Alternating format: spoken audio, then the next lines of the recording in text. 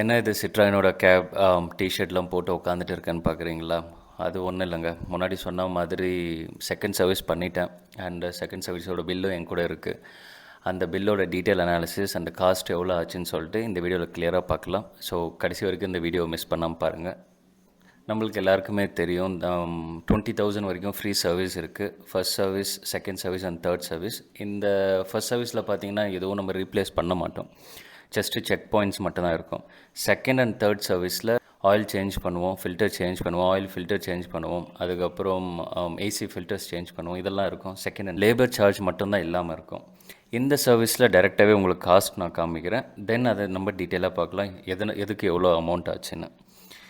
இதுதாங்க total bill 4,278 ரூபாய் இருக்குது. இது என்னென்ன சார்ஜ் எவ்வளோ ஆச்சுன்னு சொல்லிட்டு இப்போ பார்க்கலாம். ஏசி ஃபில்டர்ஸ் பார்க்கும்போது 2 ஃபில்டர் இருக்குது. ஒன்று வந்து ஹெச்வேக் யூனிட்னு சொல்லுவோம் நம்ம. வண்டிக்கு உள்ளவே அண்ட் ஏசி வண்டிக்கு உள்ளவே ஏசியோட ஃப்ளோ வர்றதுக்கு முன்னாடி அங்கே ஒரு ஃபில்ட்ரேஷன் ஒன்று நடக்கும். அது ஒரு வெளியேருந்து ஏர் எடுக்கும் போது அங்கே ஒரு ஃபில்டர் பண்ணி எடுக்கிற ஒரு ஃபில்டர் தேவை நம்மளுக்கு. So totally 2 filters is needed. அதனால தான் இவங்களும் போட்டிருக்காங்க ஃபில்டர் அண்ட் குவான்டிட்டி 2. ஸோ இதோட காஸ்ட் பார்த்தீங்கன்னா ஒன்று 205 ரூபா. So 2 410 rupees, 410. ஸோ அது அந்த ஏசி ஃபில்டர்ஸ் மட்டும் 410 காஸ்ட்.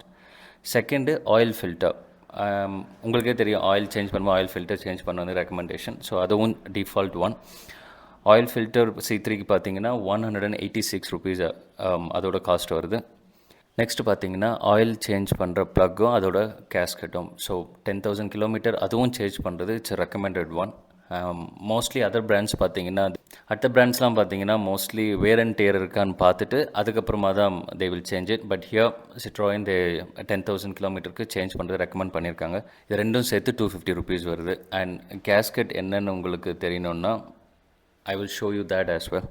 நம்ம ஆயில் ட்ரைனுக்கு முன்னாடி ஒரு சின்ன புஷ் மாதிரி இருக்கும். இங்கே இப்போ பார்த்தீங்கன்னா வீடியோவில் காப்பர் மாதிரி இருக்குல்ல, இது மோஸ்ட்லி புஷ் இருக்கும், இல்லைனா ஸ்டீல் புஷ்ஷஸ் மாதிரி இருக்கும். இது சேஞ்ச் பண்ணுறதும் ரெக்கமெண்டட். ஏன்னா இது கண்டி குவாலிட்டி போயிட்டு இருந்துச்சுன்னா ஆயில் லீக் சான்சஸ் அதிகமாக இருக்குது.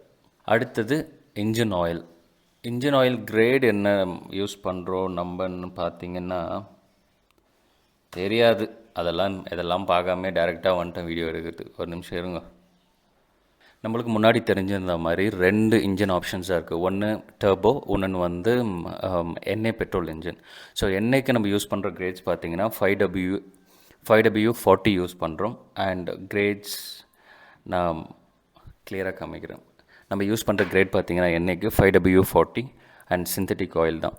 இது டர்போ பார்க்கும்போது 5W30 இருக்கும். இது என்ன ஸ்டாண்டர்ட் சொல்லிட்டு நீங்கள் கூகுள் பண்ணிங்கன்னா உங்களுக்கு கிளியராக தெரியும். I don't want to keep it so lengthy. So அதனால் நான் வெறும் கிரேட்ஸ் மட்டும் சொல்கிறேன். ஆயிலோட கெப்பாசிட்டி 2.7 ஃபார் எண்ணெய் பெட்ரோல்.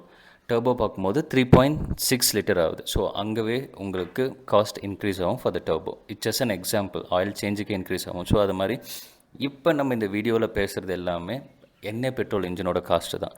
டர்போன்னு வரும்போது ஒரு 10 to 20% இன்க்ரீஸ் ஆகும் சார்ஜ்க்கு. 10 to 20% உங்களுக்கு காஸ்ட் இன்க்ரீஸ் ஆகும் டர்போ இன்ஜினாக இருந்தால். ஸோ அதனால தான் நான் எல்லா வீடியோலும் சொல்லியிருப்பேன், turbo comes with high maintenance சொல்லிவிட்டு. எனக்கு ஆயில் சேஞ்ச் அந்த 2.7க்கு எவ்வளோ சார்ஜ் பண்ணியிருக்காங்கன்னா 2,268 ருபீஸ். ஒரு யூனிட்டோட ப்ரைஸ் வந்து $840 சொல்லிட்டு. அண்ட் லாஸ்ட்டு அந்த வாஷர் ஃப்ளூயிட் ஒன்று, அது ஜஸ்ட் ஒரு 90 ருபீஸ் சொல்லிட்டு, which is not necessary. But change பண்ணும்போது அவங்க they will include that default. And தம்ப்நெயிலில் பார்த்துருப்பீங்க, ஒரு எலி சிம்பிள் ஒன்று போட்டிருப்பேன். ரீசன் என்னென்னா, எல்லாருக்கும் பிரச்சனை கொடுக்குற மாதிரி எனக்கும் காமிச்சிட்டாங்க வேலையை. ஒரு நாள் வாட்டர் ஃபில் பண்ணலான்னு நான் போய்ட்டு இருக்கும்போது ஒரு நாள் வாட்டர் ஃபில் பண்ணிகிட்டே இருக்கேன். ஃபுல்லாகவே ஆகல. கீழே பார்த்து தண்ணி லீக் ஆகிட்டே இருந்துச்சு. அப்போ ஐ தாட் ஏதோ ரிசர்வாயர் ஏதோ உடஞ்சிட்ருக்கு போல் இருக்குதுன்னு சொல்லிட்டு. பட் சர்வீஸ் சென்டரில் போயிட்டு நான் செக் பண்ணும்போது பார்த்தீங்கன்னா கரெக்டாக ரிசர்வாயர்லேருந்து அந்த பம்ப் போகிற இடத்துல இருக்கிற அந்த பிளாக் ஹோஸை கடிச்சு வச்சுட்டு இருக்குது. அண்ட் அதை ரீப்ளேஸ் பண்ணல, ஜஸ்ட் கட் பண்ணி திருப்பியும் டைட் பண்ணாங்க. என்னோடய அனுபவத்தில் ஒரு தடவை எலி இன்ஜின் கேபின்குள்ளே வந்துச்சுன்னா, அண்ட் நீங்கள் எந்த இடத்துல சேஞ்ச் பண்ணாலும் சரி, எந்த ஸ்டேட் விட்டு ஸ்டேட்டு போனாலும் சரி, அடுத்த எலி கண்டிப்பாக அந்த இடத்துல வரும். So I don't want to take chances. So அதனால் நான் இந்த சர்வீஸில் ராட் அண்ட் ரிப்பலண்ட் யூஸ் பண்ணி கேபின் ஃபுல்லாக க்ளீன் பண்ணும் போது அதுவும் ஸ்ப்ரே பண்ணி ஐ ஜஸ்ட் ஆப்டட் தட். அதோட காஸ்ட் பார்த்திங்கன்னா ஒரு 1,000 ருபீஸ் வந்துச்சு. இந்த பில்லை நீங்கள் வீல் அலைன்மெண்ட் வீல் பேலன்ஸ் பார்த்துருக்க மாட்டீங்க. ஏன்னா சர்வீஸ் போகிறதுக்கு முன்னாடி 1 வீக் முன்னாடி தான் நான் மேனுவலாக வெளியே பண்ணேன். ஐ ரெக்வெஸ்டட் தெம் அது பண்ண வேணான்னு சொல்லிட்டு. அதனால் இந்த பில்லை வீல் அலைன்மெண்ட்டும் வீல் பேலன்ஸிங்கும் இருக்காது. பட் ஜென்ரலாக அதுவும் ஆட் ஆகும். ஸோ இன்ஸ்டெட் ஆஃப் அது பண்ணுறதுக்கு பதிலாக தான் நான் ராட் அண்ட் ரிப்பலண்ட் எடுத்துட்டேன். ஸோ மோஸ்ட்லி பார்த்திங்கன்னா சேம் காஸ்ட் தான் வரும் அது இன்க்ளூட் பண்ணாலும். செகண்ட் சர்வீஸில் நமக்கு லேபர் சார்ஜஸ் இல்லாததுனால இந்த அமௌண்ட்டு. ஸோ லேபர் சார்ஜை ஆட் பண்ணிங்கன்னா for example $1000 to $500 according to me add பண்ணிங்கன்னு பார்த்தீங்கன்னா செகண்ட் சர்வீஸோட காஸ்ட்டு அரவுண்ட் $5,500 to $6,000 வருங்க. அண்ட் இது எப்படி மெயின்டெனன்ஸ் காஸ்ட்டுன்னா ஐ நியூ திஸ். ஏன்னா முதல்ல சொல்லிட்டாங்க per month ₹500 for the maintenance அப்படின்ட்டு. ஸோ அப்படின்னு பார்த்தீங்கன்னா எவ்ரி இயர் ஒரு 5,000 to 6,000 நம்ம சர்வீஸ்க்காக கொடுக்க வேண்டியது இருக்கும். இதுதான் service cost of Citroen. Bill பற்றி கிளியராக பேசணும்னு நினச்சிருந்தேன், அதனால் இந்த வீடியோ எடுத்தேன். அண்ட் ஸோ சிட்ராயினோட செகண்ட் சர்வீஸ் பற்றி தெரிஞ்சிருப்பீங்க.